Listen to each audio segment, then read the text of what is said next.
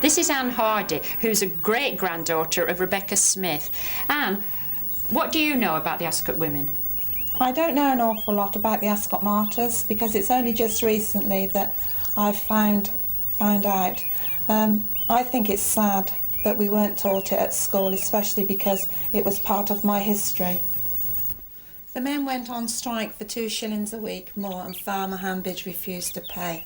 So he called in 2 boy chaps from Ramsden to pick his beans and do his other work. And the Ascot women weren't going to have any of it. So when Hambidge was at Stowe Fair, about 40 women went up to picket the field. What do you think the mood of the women was when they went up to the Well, field? you know what women are like when they're together.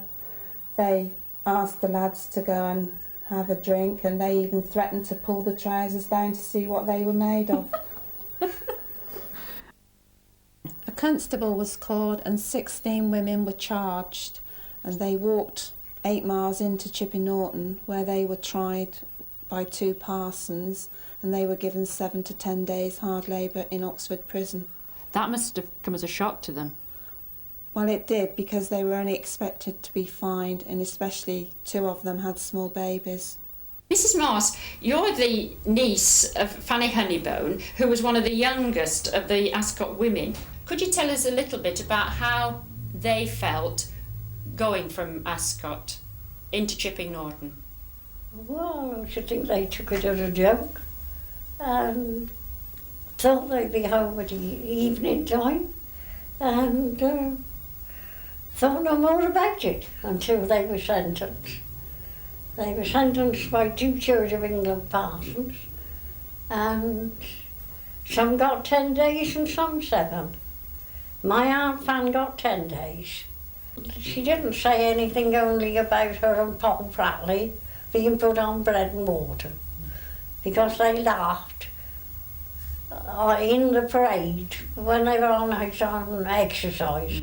What was the journey like going to Oxford? Well, In it the was middle very of the cold, night? because it was at midnight, you see, when they moved them. And of course it was very cold. Even if it was in midsummer, it would be cold, wouldn't it? Yes. In breaks.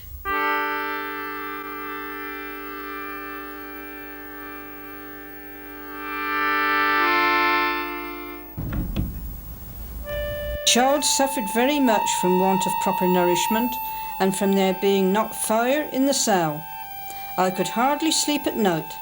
I hardly got an hour's sleep any night. The child could not sleep at night, it was so hungry. The doctor saw me twice, but made no inquiry about the baby, nor even looked at it. The child caught cold and coughed so much the night before last, I thought it would have died. A statement by Elizabeth Pratley, June the 1st, 1873. What was the character like of the Ascot women? Do you remember? Oh, very good. They used to spin a joke and have a, sometimes they was clean, sometimes they wasn't. But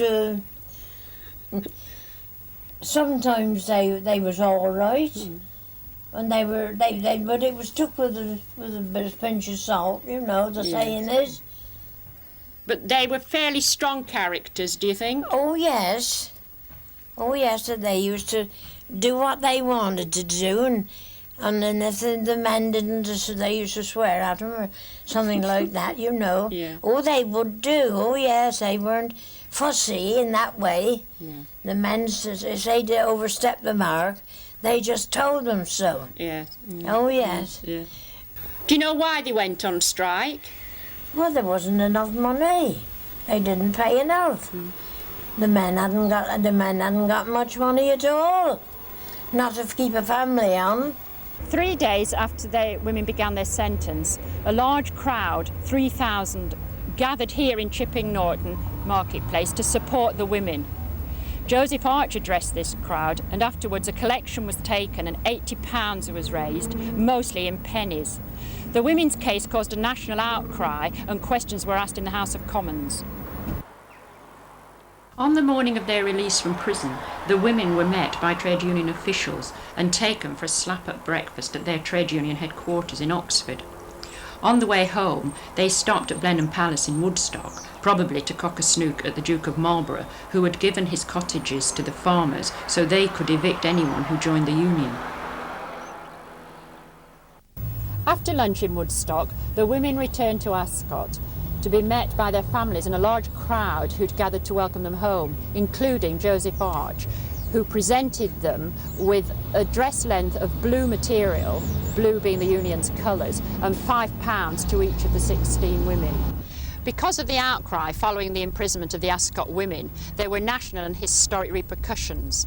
The Criminal Law Amendment Act was repealed, thus making it legal to picket. And from that date, the power of the clergy in law was ended. What about when they came out of prison? Did it make much change in their lives? No. They went back to their ordinary home life that they'd always had. And I don't think it made any difference to them.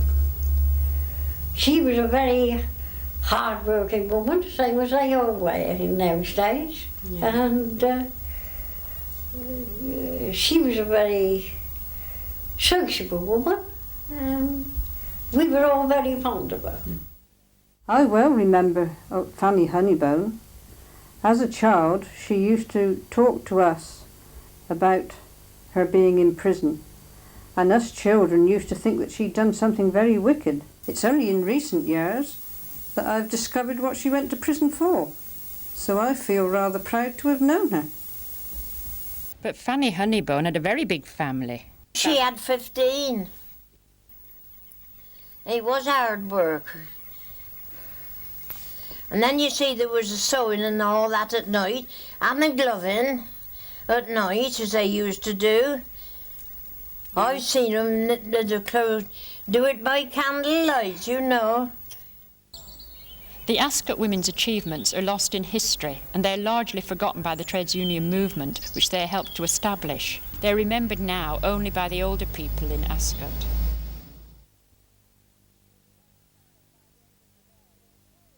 You'd be very tired by the end of the day. We were tired, I can tell you. Yeah, and fed up. And wet as muck.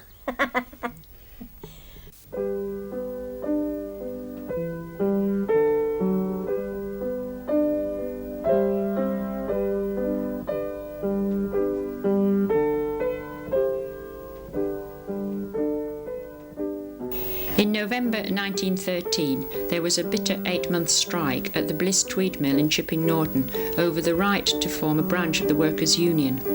The workforce, and therefore the town, was split 50-50. The strikers were mostly women. Because of the strong feelings in the town, a massive police presence was shipped in to protect the strikebreakers from the pickets. The strike was organised on behalf of the Workers' Union by its first woman full-time worker, Miss Varley, who had come straight from organising a strike of Cornish tin miners. She set up pickets, food kitchens and a support network, and 3 women were on the strike committee.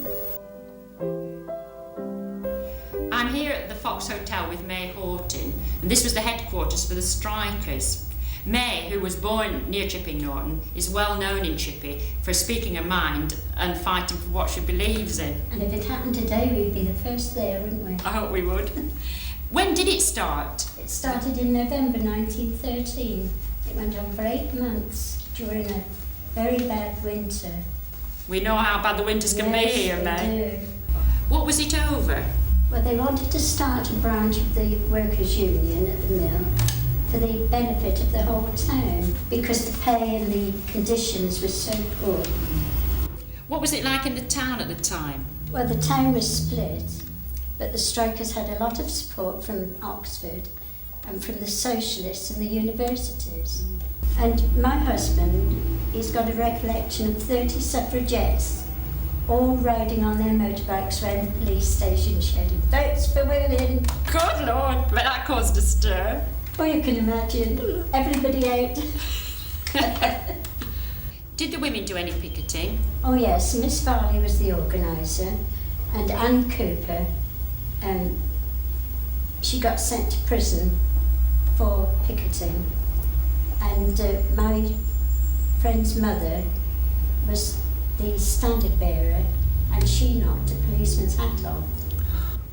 What was the strikers' reaction to Annie Cooper's being sent to prison? Oh, there was a terrible fuss, nearly a riot. They were all waiting outside the town hall to see what had happened at the trial. By the way, did I tell you Annie Cooper was my husband's aunt? No. Yes. It must have been hard surviving those 8 months of the strike.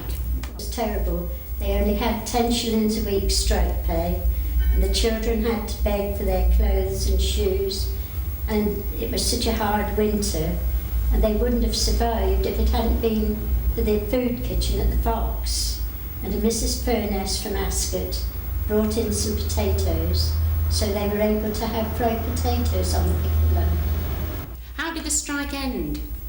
Well, it ended through the outbreak of the First World War, besides which they couldn't have gone on any longer because of the poverty and the poor conditions. Mrs. Hoare, your father was on strike during that long cold winter. How did you manage? Not very well. How did your mother feed you and your brothers?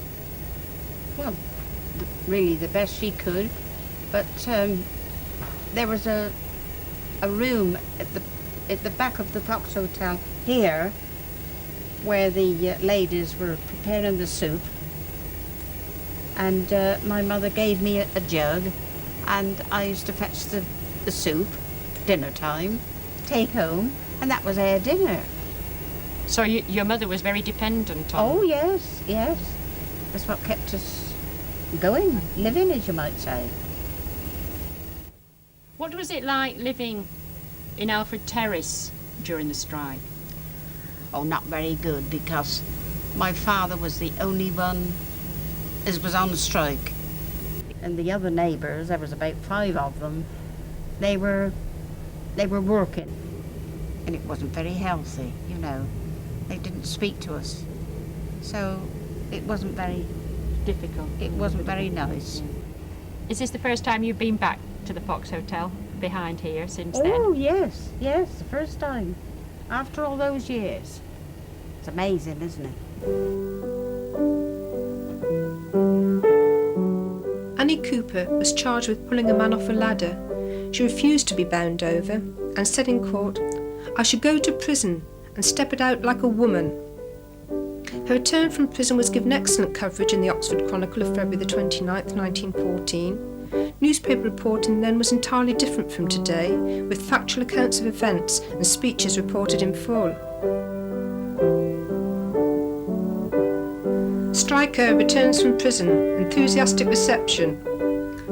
On Saturday afternoon, Mrs. Cooper, who recently went to prison for 14 days, upon refusing to be bound over for an assault upon one of the workers at Messrs. Bliss's Tweed Mill, returned from Oxford and was met at the station by a large crowd of the strikers.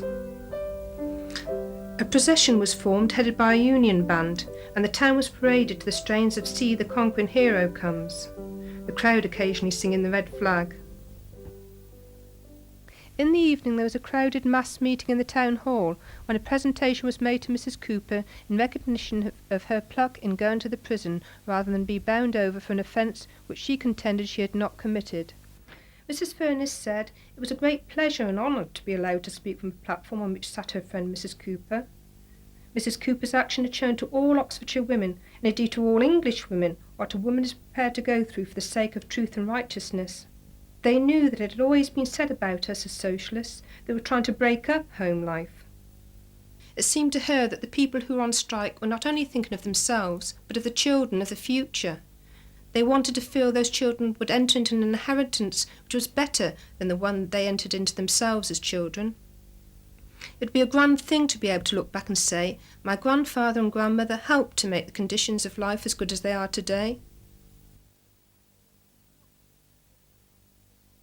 Oxfordshire was not particularly good at present. The wages were very low and the conditions of housing of the poor and working classes very bad. It seemed to her that in Chipping Norton they were lighting a beacon, the flame of which was the liberty, and the smoke of which was the cry of the people claiming freedom for themselves and all their country. If they kept their beacon alight, They would put heart into the agricultural labourer all over Oxfordshire, and they must win. They heard a great deal about patriotism, but it was a word which was very much misunderstood. They were told of people being patriots, and they had got rather inclined to consider patriots as soldiers. Surely the best in a country was not to be always adding other places to it, but to make England a really perfect home for everyone to live in. People did not strike for the fun of the thing. They struck because they had not enough to live upon, and they were not going to stick it any longer. Miss Farley then made a presentation to Mrs. Cooper of a silver-plated teapot. She added that in the gift was wrapped up not only their appreciation, but their love, and they hoped Mrs. Cooper would live long years to enjoy many a cup of tea from it. Mrs. Cooper, who was received with prolonged cheering, thanked them all for their kindness towards her. She would like to say that she sympathised with one of their brothers who went to prison yesterday, for she knew the hardship there was in prison. We don't have much money, but still our life is good. For we have our comrades, we have sisterhood. Our children, they go hungry, but they join us in the fight. For they know that their mothers are fighting for the rights of all. Carry on with one another, we'll be strong. Carry on, and stay on strike however long. Scabs earn dirty money, it buys them bread and meat, but it won't buy a friendly word when they walk down our street. Strike breakers may have money till the day they die, but never will they have the right to hold their heads up high. Carry on with one another, we'll be strong. Carry on, and stay on strike however long. In 1873 we stood on the picket line.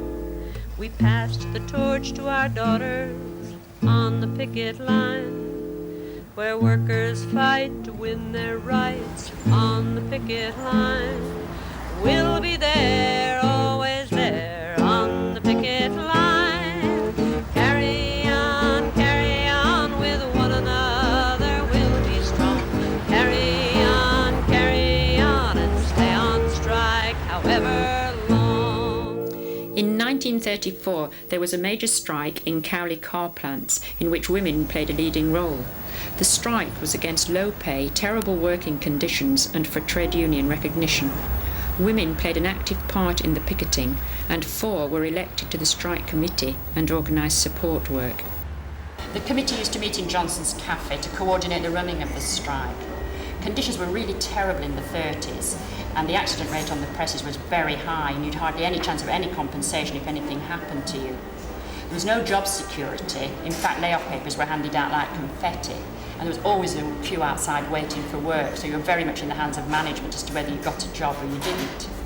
And then to cap it all, piece rates went down and wages were paid short. The night shift stopped, and during the day the women got up a demonstration and marched through the factory with the men.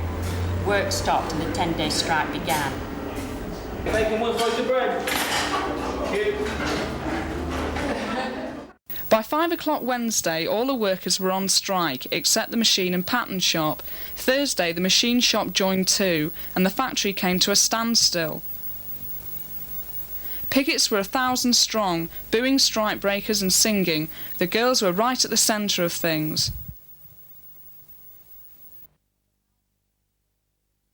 Scabs had their houses painted. Slogans were chalked on St Clement's pavements. Food and money poured in. They had the support of the printing workers who produced posters by working overtime to put paid to newspaper lies.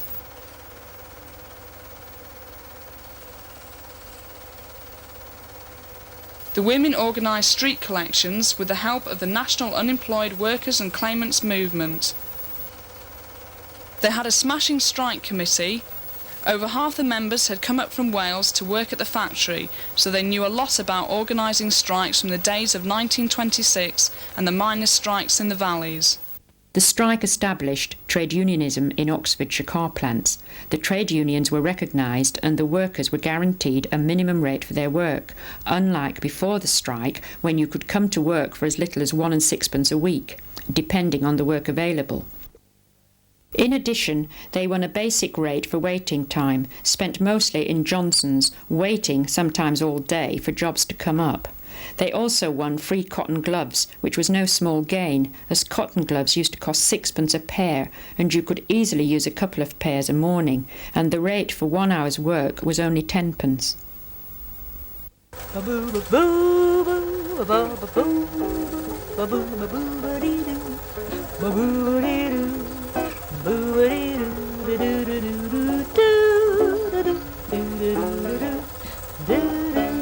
They may not be the film stars you see, but they got a special kind of charm for me. Warm and strong all day long, the girls do the picket line. Beauty, ba-boom, boom, ba-boom, ba-boom, boom, boom. We're the real stars, our shows for free, outside the gates of the factory. Come along and you will see the girls on the picket line. Beauty, the girls on the picket line. Duty, the girls on the picket line. Duty, the girls on the picket line. Duty. This is Pat Gray, who worked in the press shop at Press Steel from 1939 until 1952, with a short break in 1950 when her son was born. Pat, could you tell us what it was like working in Press Steel during the war? Well, as you say, I started in 1939. It was very hard work. We worked from 7:15 in the morning to 7:15 at night. And we did different war things which we didn't really know what they were, shells and aircraft and things like that. The wages were about 50-60p a day then, but they did get better afterwards. It was filthy. It was, the press shop was the dirtiest shop in the paths were like tarmac, you know, and there was metal all over the place. My friend Lily Burnett, she said she cut her foot on metal, and as she clocked in, and she had to wait till the aid post was open, and the blood was squelching in her shoe as she walked. She went and had it stitched and went back to work. I think the safety conditions weren't so good. We did have a safety inspector, but I can remember a guard flying out and breaking my nose, and I didn't know it was broken at the time. I went to the aid post and they put a plaster on, just over my nose like that. I went home for the afternoon, but I did lose the afternoon's pay. I didn't get compensation or anything, so I went back the next day, and another girl was put on the press. They said it was my own fault. I'd kept my foot on the pedal, and she was a little tiny girl, and it kicked her and pulled her back off the stool, split her head out, and she had about 5 stitches in. She didn't get any compensation, and any time you lost it, you know, you didn't get paid for it or anything like that. I worked on the PA3. You stood on one foot and your foot on the pedal, and they were little nuts. For the straightforward one, you got 10 pence, 1,000 for that. And you stamped your foot 1,000 times. My knee and legs, I always think that's what affected them. They're very swollen now, and one ankle's thicker than the other, which I'm sure is where I stood on one foot. You know, I was quite a heavy weight. I was 11 stone 2 in those days, and it was quite a weight, you know, to stand on one leg. In 39, they brought a welfare woman out. Afterwards, we did have decent welfare women. They were more one of us, but this one was a real upper class snob. You know, she was in her twin set and pearl, and she was like a fish out of water with us, and she rubbed us up the wrong way continually. If you went to the toilet, she timed you and back you out again.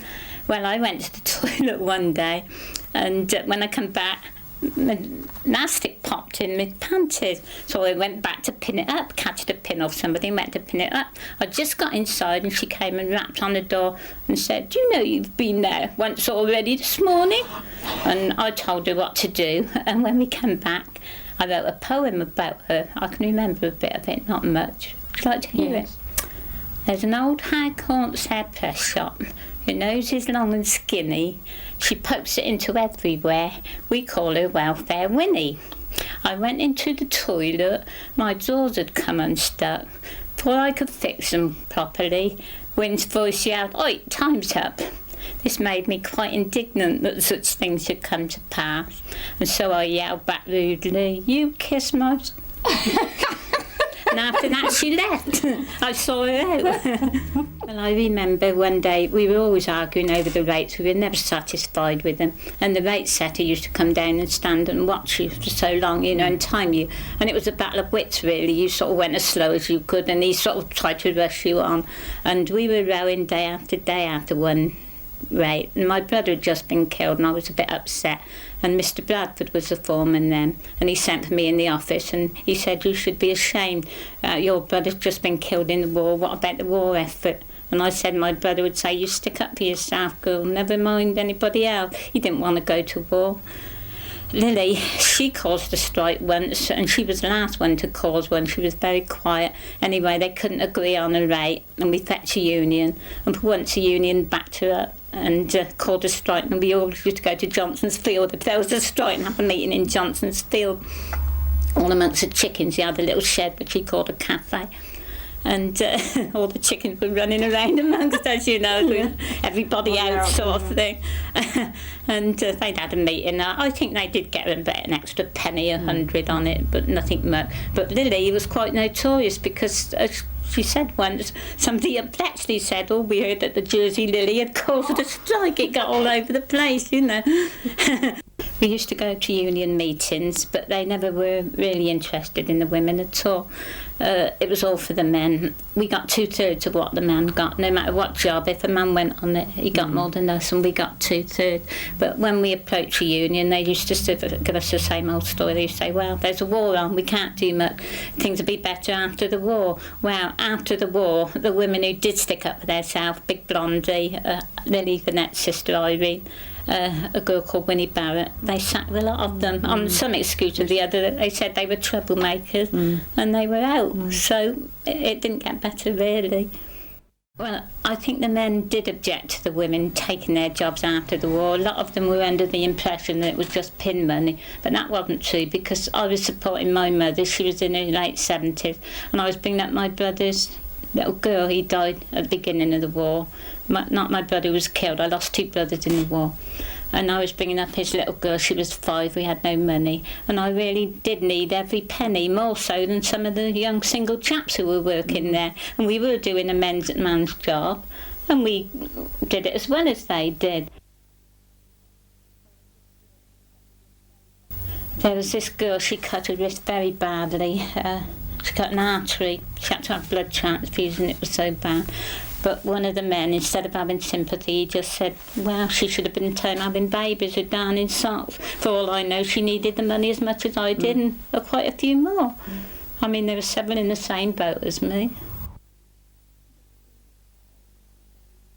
But it wasn't very satisfactory at all. They never really bothered so much about the women. We used to go to the meetings and Jack Thomas used to say, "Well, brothers, I've got this, I've got that and the other." And then at the end they used to say, "Is there anything else on the agenda?" And I used to stand up and say, "What about the women?" And I said it so often that in the end when I got up everybody used to chorus, "What about the women?"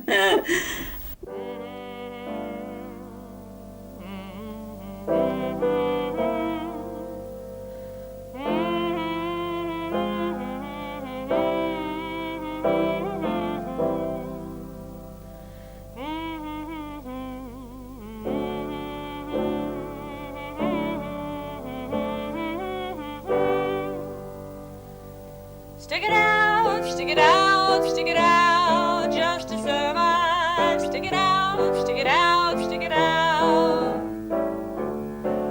Needs a must when the devil drives.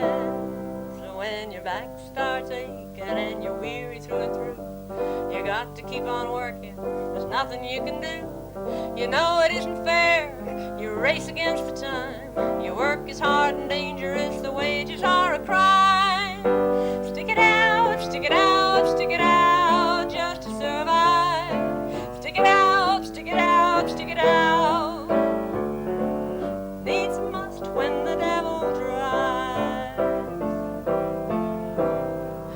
got to get a union and organize the fight. And if the boss won't listen, it's time to call a strike. So here we are together, our purpose makes us strong. Never mind the weather, we'll sing and carry on. Stick it out, stick it out, stick it out.